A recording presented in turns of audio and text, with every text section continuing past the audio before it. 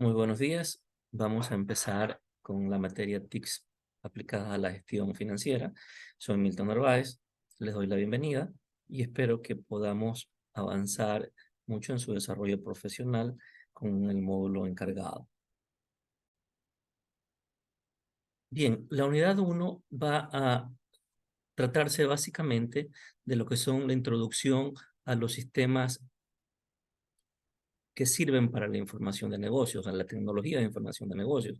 Vamos a ver conceptos y fundamentos principales, el desarrollo de los medios tradicionales de comunicación, las nuevas tecnologías, lo que son las técnicas de recopilación de información, de Internet, lo que son los navegadores, los buscadores y los metabuscadores, los videos y cursos online, hasta llegar a la organización de la información. El objetivo principal de esta unidad es conocer los diferentes tipos de sistemas de información en las organizaciones y comprender su importancia y aplicación en los negocios. Por tanto, ¿qué son las TICs? Las TIC son las tecnologías de información y comunicación, que se definen como las técnicas usadas en el procesamiento y la transmisión de la información, ¿sí? Estas herramientas están concebidas con dos tipos de tecnología, que es la de comunicación y las de información. Las de comunicación, ¿cuáles son? Que han sido siempre la radio, televisión, telefonía. Y las de información, que son las determinadas por el registro digital de la información y se encuentra definido por las disciplinas de las comunicaciones como la telemática, la informática y la conexión entre el usuario y la computadora, como lo dice el autor Sánchez en el año 2018. Bueno, ¿cómo se han desarrollado los medios tradicionales de comunicación? Ha existido un importante desarrollo en el crecimiento de estos medios digitales, lo que ha dado el paso a un modelo de comunicación tradicional centrado en uno para muchos, característicos de los medios impresos y de transmisión, hacia un modelo de par en par o B2B, como se llama tecnológicamente, que facilita la colaboración creativa y el compartir los conocimientos.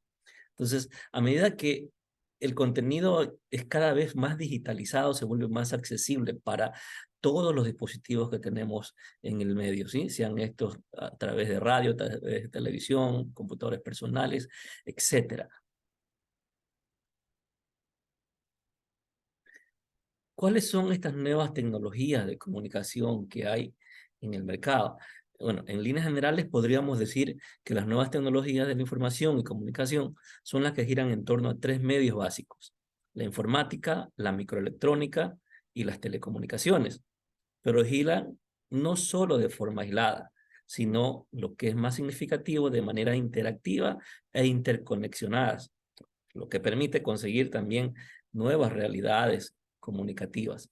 Como vemos en el cuadro, las nuevas tecnologías de la información y comunicación se dividen en las técnicas y las expresivas, ¿no? Las técnicas, las que tienen que ver con la inmaterialidad, la instantaneidad, la calidad de imagen y sonido, la digitalización, automatización, la interconexión y diversidad.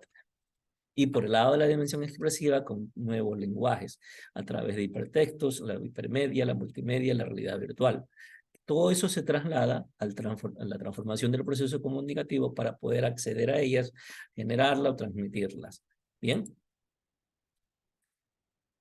¿qué importancia tienen las TICs en la ingeniería, en el desarrollo social? Bueno, las TIC están provocando numerosas transformaciones en la economía, sociedad y cultura e inciden en numerosos aspectos de la vida, como el acceso al mercado laboral, la sanidad, gestión industrial, la información, la comunicación mismo. Y teniendo en cuenta que la ciencia es el conjunto de conocimientos ciertos de las cosas y principios, y la tecnología es creada por el hombre para satisfacer sus necesidades, y cada día esta necesita nuevos inventos para que no sea rutina a nivel mundial, sino impresión en las sociedades para ser llamativa y usable para cada ser, ¿no? Uno de los tópicos en el debate actual sobre ciencia y la tecnología consiste en determinar qué tanto han servido para configurar a las sociedades modernas y transformar a las tradicionales. Los progresos científicos que se han dado, también como tecnológicos, han modificado radicalmente la relación del hombre con la naturaleza y la interacción con los seres vivos. Eso hace que cada día las TICs permitan unas mejores condiciones de vida con su correcta aplicación. ¿Qué hardware se utiliza para aprovechar adecuadamente las TICs? Bueno, todos estamos viviéndolo cada día y hemos visto la evolución desde las pequeñas cosas que antes eran grandes dispositivos físicos, como ejemplo eran las computadoras. Ahora ya tenemos unas tablets que funcionan perfectamente con los mismos o mejor, de mejor modo. Digo, el modo de los teléfonos. Las TICs siempre van a tener mejores rendimientos a través de los medios que sean usados con su máxima capacidad.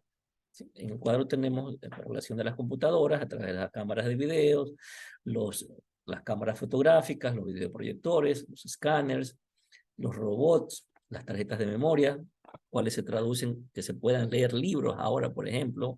Hay dispositivos exclusivamente para libros como el Kindle, si no me equivoco. ¿Sí? Pues bien, este constante desarrollo de la tecnología ha permitido que también se acelere lo que es el comercio electrónico, el comercio como tal, pero desarrollado a través del uso de la informática. ¿Cuáles son las ventajas de este comercio electrónico? Agilita la compra, la venta, distribución de bienes y servicios, facilita las comunicaciones comerciales, ya que estar disponible 24 horas, las empresas pueden fidelizar a sus clientes, ¿sí? Beneficia a las operaciones comerciales reduciendo errores, tiempo y sobrecostos en el tratamiento de la información. Por eso es muy importante el fomento de este tipo de, de conceptos, ¿no?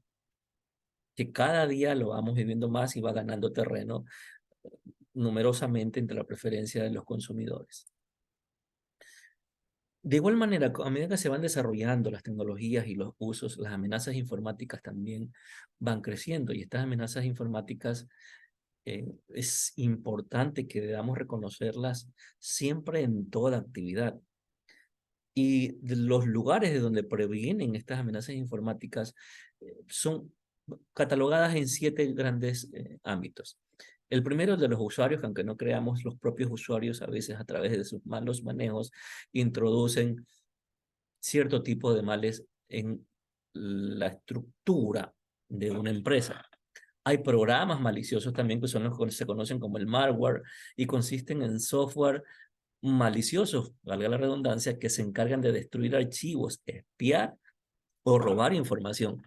Dentro de ellos hay lo que llamamos los virus, gusanos, troyanos y otros que se explicarán un poquito más adelante.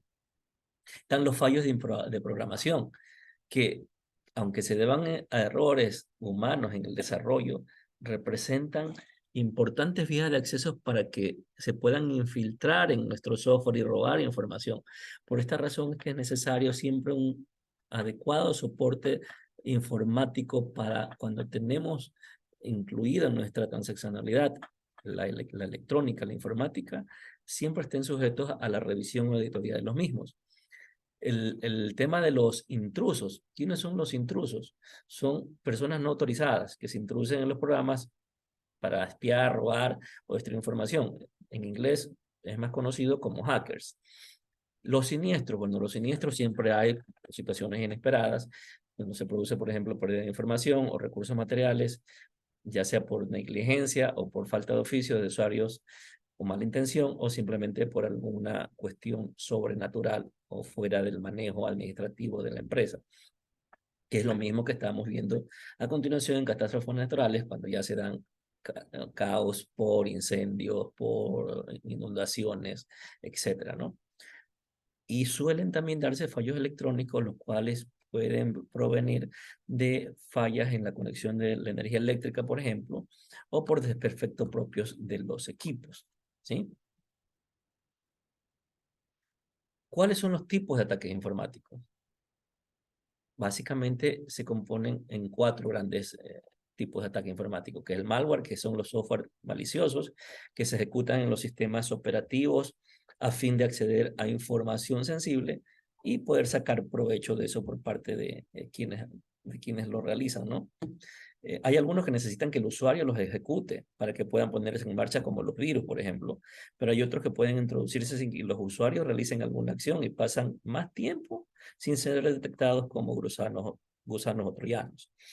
El phishing, que es la acción que se realiza a través de técnicas de ingeniería social, donde estos delincuentes electrónicos, informáticos, suplantan identidades de personas de confianza para los usuarios y lo convencen para obtener información de valor, por ejemplo, los datos bancarios, ¿sí? Por eso hay que tener mucho cuidado con este tipo de sistemas.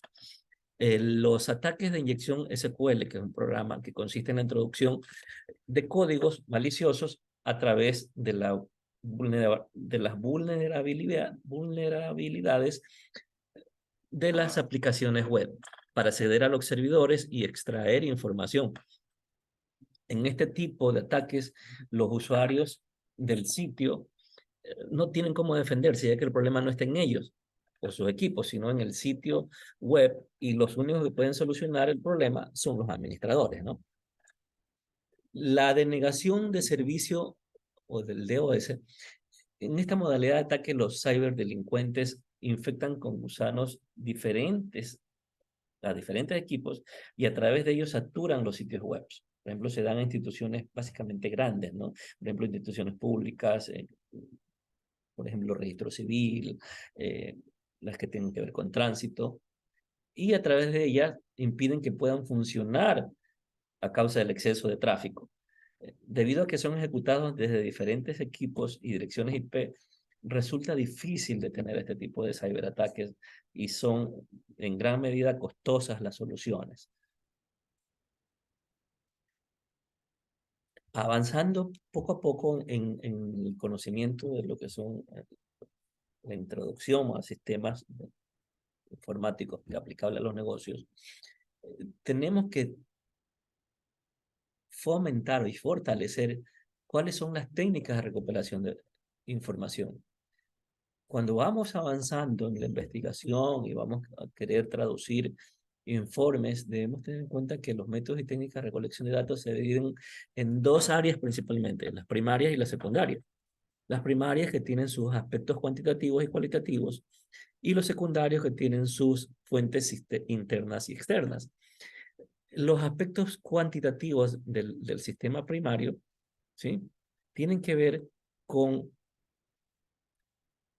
datos históricos, métodos y técnicas que tienen que ver para análisis de series cronológicas, por ejemplo, temporales, que sirven también para realizar análisis de tendencia o a intervalos de tiempos iguales, por ejemplo. Existe también el método cuantitativo del análisis de técnica suavizado y otros métodos, por ejemplo, el barométrico, y los métodos también para poder hacer proyecciones. En el tema de los cualitativos, que es un poco más subjetiva su información, se realizan a través de encuestas, son las que nos realizan para determinar una determinada posición, a través de sondeos que se componen de una pregunta de opción única o múltiple, y cuando se requiere tener un pulso rápido de los sentimientos de la audiencia, debido a que son de corta duración y son más fáciles de obtener respuesta de la gente. Las entrevistas, que es un método que se hace cara a cara o por teléfono a los encuestados para hacer una serie de preguntas que conlleven a un determinado objetivo. La técnica Delphi, que en él los expertos del mercado reciben las estimaciones y suposiciones de los pronósticos realizados por otros expertos de la industria y pueden considerar y revisar sus propias estimaciones o hipótesis sobre la base de la información proporcionada. Los focus groups, que son métodos y técnicas de recolección de datos en donde se selecciona un pequeño grupo de personas, alrededor de 8 o 10, para discutir las áreas comunes del problema, en la cual hay un moderador que regula la discusión. El cuestionario, que es un conjunto impreso de preguntas, ya sean abiertas o cerradas, que se deben responder en función de conocimientos y una experiencia con el tema en particular que se vaya a tratar. El cuestionario siempre es parte de una encuesta, mientras que el objetivo final de un cuestionario puede o no ser una encuesta como tal, ¿no? El Internet. ¿Qué es el Internet? Es una de las herramientas más usadas por la humanidad en los tiempos actuales. Y no es nada más que una red de computadoras interconectadas a nivel mundial, ¿sí? Existen diferentes tipos de conexión a Internet, es decir, distintos medios por los cuales uno puede tener conexión a la red de redes. El primero, el más antiguo, fue el sistema dial-up, es decir, que toma la conectividad de una línea telefónica. Luego surgieron ya otros tipos más modernos, como son el ADSL, la fibra óptica y la conectividad 3G, 4G y la 5G, que es actualmente. Para acceder a los millones y billones de sitios web disponibles que conocemos actualmente, hay algunos navegadores que son los que vamos a ver a continuación en sus conceptos. Estos navegadores, ¿qué es lo que hacen? Los navegadores nos llevan a cualquier sitio de Internet, ¿sí? Pero, ¿cómo? Recuperan información de otras partes de la web y la muestran en su escritorio o dispositivo móvil. La información se transfiere mediante el protocolo de transferencia de hipertextos, es el famoso HTTP, que define transmiten los textos, las imágenes y los videos en la web. Esa información se comparte y se muestra en un formato consistente para que las personas que utilizan cualquier navegador, sea Google, sea Firefox, sea Internet Explorer, ¿sí?, puedan ver la información. Los más actuales, los más vigentes son el Google, que tiene mucha más cobertura. El Internet Explorer quedó un poco desactualizado, y el Firefox, que se creó porque tiene mejores seguridades con relación al manejo de datos. ¿Qué son los buscadores y los metabuscadores? Los buscadores son los que ya definimos como navegadores, básicamente, que nos llegan a posicionar en una página web X o Z. Un metabuscador, a diferencia de los buscadores, lo que hace es, dentro de un sistema de búsqueda, nos ofrece una amplia muestra sobre la información específica que buscamos a través de diferentes motores de búsqueda existentes. Es decir, de forma más sencilla, un metabuscador es un buscador de contenido, ¿sí? Pero ese buscador de contenido tiene que ver con algo específico. Por ejemplo, los metabuscadores turísticos, TripAdvisor o Kayak, tienen que ver exclusivamente con zonas que tengamos que nosotros revisar para el fin que queremos, turístico. Los metabuscadores hoteles, buscar sitios donde queremos alojarnos, Booking o Trivago. Esos son los buscadores. Y como decíamos, la diferencia básica entre buscador y metabuscador es el propio funcionamiento de cada uno, ¿sí? Ese funcionamiento que viene dado por la exclusividad de lo que buscamos o la amplitud de varios sitios web de un concepto específico que estemos buscando. Las revistas, bibliotecas y bases de datos digitales han sido creadas justamente para que las personas tengamos mejor acceso a cada una de ellas. Las bibliotecas digitales siempre tienen formatos distintos, ¿no? Esos formatos pueden ser de PDF, en DOC, JPG, BMP, en MP3, hay MP4, ¿sí? A través del cual se accede por medio de computadoras y de Internet. Estos ejemplos, por ejemplo, tenemos las bibliotecas virtuales, Wikipedia, hay el proyecto Gutenberg, el Google Books, que son libros que ya han sido caducados su derecho de autor. Una base de datos, por el contrario, es un conjunto de datos pertenecientes a un mismo contexto y almacenados sistemáticamente para su posterior uso. ¿Sí? En ese sentido, una biblioteca puede considerarse, por ejemplo, una base de datos sobre la cual todos los documentos y textos impresos pueden estar disponibles para la consulta, ¿sí? Los videos en cursos online se crearon principalmente ¿para qué? ¿Cuáles son las ventajas? Para tener facilidad de estudiar de cualquier sitio, para que podamos tener acceso a cualquier hora, para que haya una amplia oferta formativa, el abanico de opciones se amplió, la diversidad de recursos multimedia son infinitos, las variedades de actividades de aprendizaje también son infinitas, las posibilidades de avanzar al ritmo de aprendizaje de cada uno, si cada uno puede introducir y salirse del tema cada vez que considera apropiado, y el aprendizaje de competencias tecnológicas que ahí no relacionadas directamente con el curso son de las ventajas. Entre los inconvenientes, bueno, se necesita una buena conexión a Internet, el ancho de banda cada vez es más necesario, un buen ancho de banda con buenas tecnologías que sirvan para poderla aplicar adecuadamente la conectividad. Se requiere un buen grado de implicación de la gente que está conectada, porque no hay nadie que esté encima solamente por propio incentivo, tienen que avanzar en su progreso. Y hay una amplia oferta informativa online que a veces confunde el objetivo de la persona que quiere capacitarse y no siempre obtiene la mejor forma, ¿no?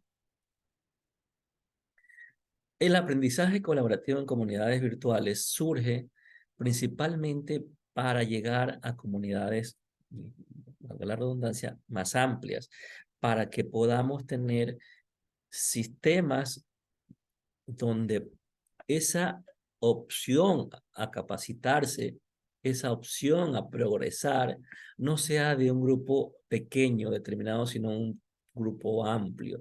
Pero para eso también se necesita un grupo de trabajo que tenga unos elementos principales o importantes para poder llegar a ese cometido de ese tipo de información que quiere trasladarse.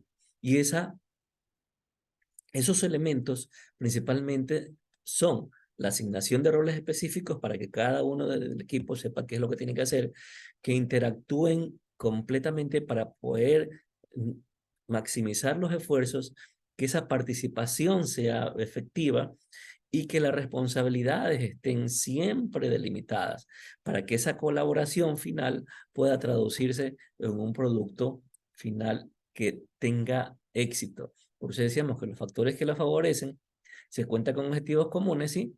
Los roles, las tareas aceptadas, contar con normas claramente definidas, pero también hay factores que no favorecen, ¿no? Cuando el equipo de trabajo que quiere trabajar en comunidades virtuales no están todos alineados, a veces no carecen normas, no tienen un sistema de competencia o carecen de colaboración, allí suelen haber fracciones y caen en desgracia estas comunidades virtuales, ¿no? La organización e interpretación de la información es muy importante para los procesos en los cuales hay que redactar un proyecto de gestión financiera, sobre todo la financiera, tiene que ejecutarse. Por tanto, en los procesos de análisis, de interpretación de la información y luego la conjunción del análisis e interpretación son importantísimos, ¿sí? Porque sin fundamento teórico no vamos a poder aprovechar esa información requerida.